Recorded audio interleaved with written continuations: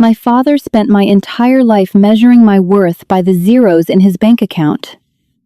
When I chose a combat uniform over his corporate empire, I became the family joke. He showed up to my wedding expecting a tacky, cheap affair, wearing a condescending smirk. He didn't expect the general, the sabers, or the 150 soldiers who were about to completely shatter his ego. To understand why the doors of the base chapel felt like the gates of a battlefield, you have to understand the man waiting to walk me down the aisle. My father, Richard, is a man who speaks entirely in the language of acquisitions, mergers, and net worth. He built a real estate empire from the ground up, a fact he ensures every person within a 50-foot radius knows within 5 minutes of meeting him. In his world, your value as a human being is directly proportional to your stock portfolio and the brand of your watch. Then, there's me, Stella, the disappointment. I was supposed to go to a top-tier business school, marry a hedge fund manager, and take over the Western division of his company. Instead, at 18, I signed a contract with the United States Army. I traded designer dresses for standard-issue camouflage, and boardrooms for muddy boots and early morning formations. My father never forgave me for it. To him, the military was for people who had no other options, not for the heiress of a multi-million-dollar real estate firm. He called it my blue-collar rebellion phase. Even when I earned my commission as an officer, graduating at the top of my class, he didn't attend the ceremony. He said he had a golf tournament with a city councilman that couldn't be moved. The contrast between me and my younger sister, Chloe, only made things worse.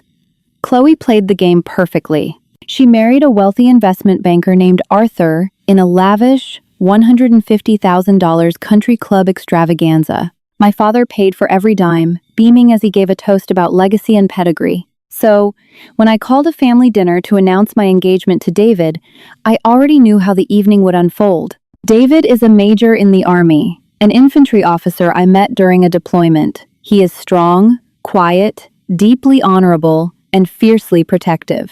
He also drives a 5-year-old truck and doesn't own a single custom-tailored Italian suit. To my father, David might as well have been invisible. We gathered at my father's favorite Michelin-starred restaurant in the city. The crystal glasses sparkled under the dim, pretentious lighting. When David formally asked for my father's blessing, a tradition David insisted on out of respect. Despite knowing my father's disposition, Richard actually laughed. "A blessing?" my father chuckled, swirling his $400 glass of scotch. "Well, David, I suppose it's fine. It's not like Stella was going to attract a CEO while stomping around in the dirt. You two suit each other. Two civil servants scraping by." I felt David's hand tighten over my knee under the table, holding me back before I could snap. "We're planning a spring wedding," I said, my voice tight but steady. "On base, at the historic chapel." My father's smirk deepened, the corners of his mouth turning down in that familiar, patronizing way. "A military wedding? What, are you going to serve MREs and cut a camouflage-patterned cake with a bayonet? Stella, please. Think of our family's reputation. I have clients to invite. I can't ask the mayor or the board of directors to endure security checks and sit in some dusty military rec room. It's an officers' club, Dad. Not a rec room," I corrected, my blood boiling. "And it's going to be beautiful." He waved his hand dismissively. "Tell you what, I'll fund the whole thing, just like I did for Chloe. A $250,000 budget, but you let my planner handle it. We do it at the plaza. You wear a real dress, no uniforms, no tacky military gimmicks. You leave the army out of it." It was a bribe. A shiny, expensive bribe designed to erase the very core of who David and I were. He wasn't offering to pay for my wedding. He was offering to pay for a corporate PR event starring his rebellious daughter, finally brought to heel. I looked at David. He gave me a single, supportive nod. He didn't care if we got married in a courthouse or a cathedral, as long as it was us. "No, Dad," I said, pushing my plate away. "We're paying for it ourselves. We're doing it on base, and we are wearing our uniforms. You are welcome to come as my father, but you don't get to buy my compliance." My father stared at me, his eyes cold and hard. "Fine," he sneered, "but don't come crying to me when your little budget wedding looks like a high school prom. I'll be there, but I'm not bringing my colleagues to watch you embarrass yourself." That night, I cried in David's arms. Not because I didn't have his money, but because my father was so blinded by his own arrogance that he couldn't see the pride I had in my life. I resolved right then and there, I wasn't going to let him ruin our day. What my father didn't know, however, was that while David and I lived modestly on our military salaries, David's family was not exactly what Richard assumed. David was fiercely humble and private. He never boasted, never name-dropped. He just did his job. So, I never bothered to mention to my father that David's father was retired Lieutenant General Thomas Lawson. I never mentioned that the Lawson family had a legacy of military service and quiet, old-world influence that made my father's nouveau riche real estate money look like pennies in a tip jar. And I certainly never mentioned the surprise David's former unit was planning for us. Planning the wedding became an absolute logistical nightmare, almost entirely because of my father's passive-aggressive sabotage. Because he wasn't paying for the wedding, he felt completely unburdened by any social graces. When the invitations went out, he immediately began complaining about the base access protocols. Every guest had to submit their ID details in advance for background checks to be cleared at the gates. Do you know how insulting it is to ask Arthur to submit his driver's license like a common criminal just to watch you get married? My father complained over the phone a month before the wedding. Arthur, my brother-in-law, had recently been audited, which probably explained his paranoia, but my father framed it as a personal insult from the Department of Defense. "It's a military installation, Dad. It's federal law," I sighed, rubbing my temples. "It's ridiculous. I'm telling you right now, half the family isn't going to show up to this fortress of yours. They're expecting a disaster." He wasn't entirely wrong about the family's expectations. Chloe called me a week later, her tone dripping with faux pity. "Stella, sweetie, if you need to borrow my veil to dress things up a bit, you just let me know. I know how tight things must be on a soldier's salary. Are you sure the mess hall food will be edible?" I bit my tongue so hard I tasted copper. "The catering is handled, Chloe." "Thanks." The real tipping point happened at the rehearsal dinner. Traditionally, the groom's family hosts the rehearsal dinner. David's parents, Thomas and Eleanor, had flown in and booked a private dining room at a beautiful, understated steakhouse downtown. When my father arrived, he looked around with a critically raised eyebrow. It wasn't the flashy, golden chandeliered country club he was used to. It was dark wood, leather booths, and quiet elegance. David's parents were warm, gracious, and dressed impeccably but unostentatiously. Thomas, the retired general, wore a simple, tailored suit, without a single lapel pin, indicating his rank or history. He introduced himself simply as Tom. My father naturally assumed they were middle-class nobodies. During the toasts, my father decided to seize the floor. He stood up, tapping his glass with a spoon until the room fell dead silent. He smoothed his expensive tie and looked around the room, his eyes lingering on David's parents with a look of manufactured sympathy. "Well," my father began, his voice booming with forced joviality, "I never thought we'd be here. When Stella was a little girl, I imagined giving her away in a cathedral, watching her marry a captain of industry, someone who could take over the family business." He paused, letting the insult hang in the air. I stared at the tablecloth, my face burning with humiliation. David reached under the table and gripped my hand tightly. "But," Richard continued, gesturing vaguely toward David, "Stella has always marched to the beat of her own drum. She chose the hard life, the gritty life. And David, well, you certainly are brave to take on my stubborn daughter. I know you two don't have much, and I know tomorrow isn't going to be the grand society event my other daughter had. But we are here. We support you, even if we don't quite understand your choices." He raised his glass to Stella and David. "May your modest life bring you happiness." The silence in the room was deafening.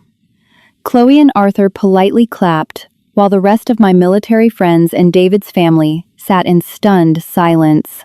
I was about to stand up and scream at him, to tell him to leave and never come back. But before I could move, David's father, Thomas, stood up. Thomas didn't look angry. In fact, he had a slight, knowing smile on his face. He possessed that terrifying, calm authority that only comes from decades of commanding tens of thousands of troops in combat. He didn't raise his voice, but when he spoke, The entire room practically snapped to attention. "Richard," Thomas said smoothly, raising his own glass. "Thank you for that perspective. It is true, the life of a soldier isn't measured in profit margins or grand society events. It is measured in loyalty, honor, and the profound respect of one's peers. David and Stella have earned a wealth that money simply cannot buy. We are incredibly proud of the legacy they are building. Tomorrow, I think you might be surprised by just how rich your daughter truly is." My father scoffed quietly, sitting back down. "Right. Honor. Well, we'll see how that looks in the wedding photos." The morning of the wedding arrived with crisp, perfect spring weather. The sky was a brilliant, cloudless blue. I sat in the bridal suite of the base chapel, staring at myself in the mirror. I wasn't wearing a fluffy, white designer gown. I was in my Army service uniform. The dark blue fabric was perfectly tailored, my brass polished to a blinding shine. My medals aligned perfectly on my chest. I felt powerful. I felt like myself. There was a knock on the door, and my father let himself in. He was wearing a custom tuxedo that cost more than my car. He looked me up and down, his nose wrinkling slightly in distaste. "Well," he sighed, checking his Rolex, "it's certainly a unique look for a bride. Are you ready to get this over with?" "The guests are seated. I saw your fiancé's little friends out there in their matching outfits. Very cute." He had no idea. "I'm ready, Dad," I said, picking up my simple white bouquet, the only traditional bridal concession I was making. He offered me his arm, his chest puffed out. He was ready to walk me down the aisle, fully believing he was the most important, impressive man on this base. He believed he was walking into a quaint, low-budget ceremony that he could quietly mock for the rest of his life. He didn't know that David's former Ranger Battalion had caught wind of the wedding. He didn't know that my own company had spent weeks coordinating with the base commander. We walked out of the suite and stood behind the heavy oak double doors of the chapel sanctuary. The organ began to play. My father leaned over, a smug, final whisper in my ear. "Smile, Stella. Try to make the best of it." Then, the heavy oak doors swung open. The heavy, centuries-old oak doors of the sanctuary did not just open. They were pulled back with a deliberate, synchronized force by two stern-faced soldiers in perfect dress uniform. As the thick wood swung wide, the breath was instantly and audibly sucked out of my father's lungs. He had spent the last 6 months loudly predicting a sparsely populated room filled with folding chairs, cheap synthetic floral arrangements, and a handful of my blue-collar friends looking wildly out of place. He had braced himself for a gymnasium-style aesthetic. Instead, the historic base chapel, a towering, magnificent Gothic-style stone cathedral with massive, intricate stained glass windows that caught the afternoon sun, was filled to absolute, breathtaking capacity. But it wasn't merely the sheer volume of people that caused my father's arrogant, practiced stride to completely falter. It was who those people were, how they carried themselves, and what happened the exact second my white heels touched the stone threshold. "Battalion, attention!" The booming, gravelly voice of the command sergeant major echoed from the front of the sanctuary, bouncing off the vaulted stone ceiling. In perfect, terrifying, and awe-inspiring unison, over 200 men and women snapped to their feet. The sound of their polished leather shoes hitting the stone floor echoed like a single, thunderous crack of a whip. There was no shuffling, no murmuring, no coughing, just a wall of instantaneous, absolute silence and rigid discipline. The pews were a blinding sea of pristine, meticulously decorated Army service uniforms. These weren't just the junior enlisted soldiers my father had mockingly imagined. As my father's wide, panicked eyes scanned the first 3 rows on David's side, the blood visibly drained from his face. Seated there were no less than 6 generals, their shoulders heavy with silver stars, their chests ablaze with row after row of ribbons earned in brutal conflicts my father had only ever comfortably watched on cable news from his penthouse suite. Among the military brass sat 2 prominent state senators and a former United States Secretary of Defense. These were men my father recognized instantly. These were men he had spent tens of thousands of dollars trying to lobby, men whose fundraisers he had aggressively sponsored, yet he had never managed to secure so much as a 5-minute handshake with them. Here they were, sitting in quiet, absolute reverence. Not for a billionaire CEO, but for the infantry major I was about to marry. I felt my father's grip on my arms suddenly go completely rigid. His knuckles turned white against the dark fabric of his sleeve. His custom Italian-tailored tuxedo, which he had worn like a suit of armor designed to intimidate everyone in his path, suddenly looked less like a symbol of power and more like a cheap, fragile costume. What is this?" he whispered, his voice trembling so violently I could barely hear him over the faint hum of the organ. His eyes darted wildly to the 4-star general sitting directly next to David's mother, Eleanor. "This is my wedding, Dad," I whispered back, my spine perfectly straight, my chin held high. "Keep walking." But the real shock, the definitive physical manifestation of the world I belonged to, was waiting for us in the center aisle. Standing at attention, forming a flawless, statuesque corridor from the entrance all the way to the altar steps, were 24 of David's fellow rangers and my own company commanders. Their white gloves gleamed under the warm light of the chandeliers. As my father and I took our first hesitating step forward, the commander of the guard called out the order, his voice slicing through the heavy silence. "Draw, sabers!" The synchronized metallic shang ring of 24 polished steel blades being drawn simultaneously from their scabbards filled the chapel. It was a beautiful, intimidating sound. The swords were raised high, crossing perfectly in the air to form a magnificent, gleaming archway of steel. My father was visibly shaking now. A bead of sweat formed at his temple. He had spent his entire life dominating boardrooms by leveraging his massive wealth, bullying contractors, and throwing money at problems until people bowed to his will. But as we stepped into that aisle, he realized something profound and terrifying. In this room, his money meant absolutely nothing. The currency here was courage, blood, sacrifice, and a brotherhood he could never buy his way into. As we walked under the dangerous canopy of crossed swords, the soldiers didn't even glance at my father. Their eyes were locked straight ahead, completely unbothered by his presence, their focus entirely on the sanctity of the moment and the respect they held for David and me. At the very end of the aisle, standing before the altar, stood David. He was breathtaking, dressed in his immaculate blue coat, the trousers perfectly creased. He wore the insignia of the infantry and the coveted ranger tab on his shoulder. He stood with the kind of quiet, unshakable confidence that made my father's blustering, loud arrogance look utterly pathetic by comparison. He didn't need a Rolex or a microphone to command the room. His mere presence demanded it. When we reached the end of the saber arch, my father hesitated.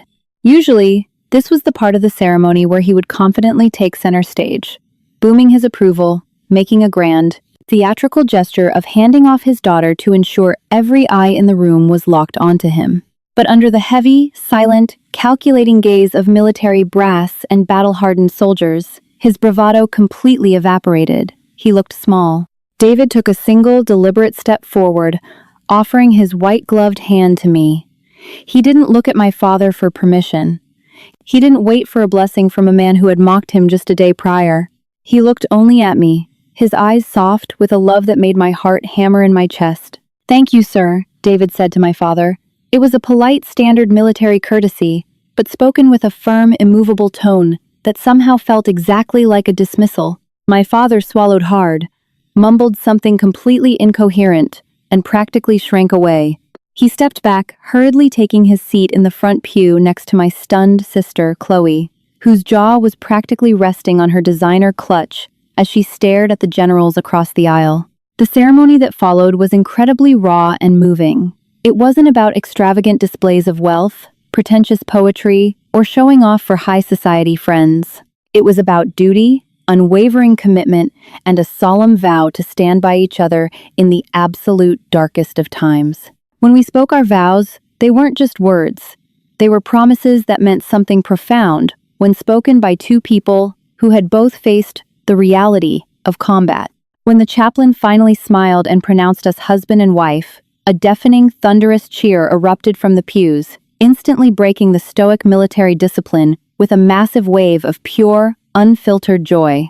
But as we turned to walk back down the aisle, I knew the moment that would finally break my father's ego completely was waiting just outside the heavy oak doors. As David and I turned to exit the chapel, the organ hit a triumphant crescendo. We walked back down the aisle, hand in hand, the newly minted Major and Captain Lawson. When we pushed through the heavy oak doors and stepped out into the bright spring sunlight, the sight before us made even my breath catch in my throat. Arranged on the massive parade field directly in front of the chapel was an entire infantry company, 150 soldiers in pristine dress uniforms, standing in a flawless, geometric formation. The base commander, a two-star general, had secretly authorized the formation as a tribute to David's exceptional leadership during a grueling deployment in Afghanistan and to my own unit's service. As David and I appeared on the chapel steps, the company commander barked an order that echoed across the manicured grass. "Present! Arms!" In a single, synchronized motion that sounded like a thunderclap, 150 soldiers snapped their right hands to the brims of their covers in a perfect, razor-sharp salute. David stopped, his face tightening with emotion. He immediately released my hand, stood at the position of attention, and returned the salute. I stepped back, proudly standing at attention myself, returning the salute to the men and women who had lined up to honor us. Behind me, the chapel doors opened again, and the wedding guests began to pour out. I heard my father step onto the stone portico. I didn't have to look back to know his reaction. For nearly a full minute, there was dead silence on the base, save for the rustle of flags in the wind. 150 combat veterans, standing like statues, honoring a man whose net worth my father had mocked just 24 hours earlier. Order. Arms. The salutes dropped in perfect unison. The formation commander marched forward, stopped crisply in front of David, and rendered a final, individual salute.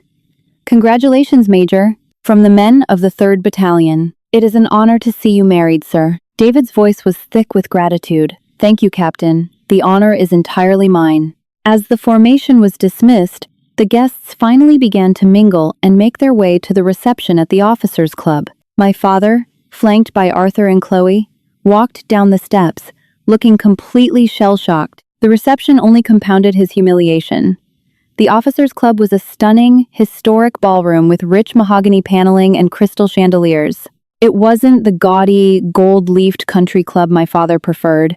It was steeped in a century of history. The walls were lined with portraits of heroes, and the tables were set with elegant, understated precision.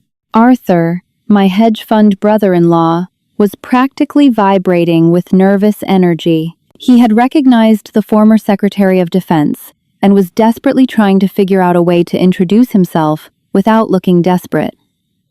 "Stella," Arthur whispered, cornering me near the cake table, "why didn't you tell us Senator Hastings was going to be here?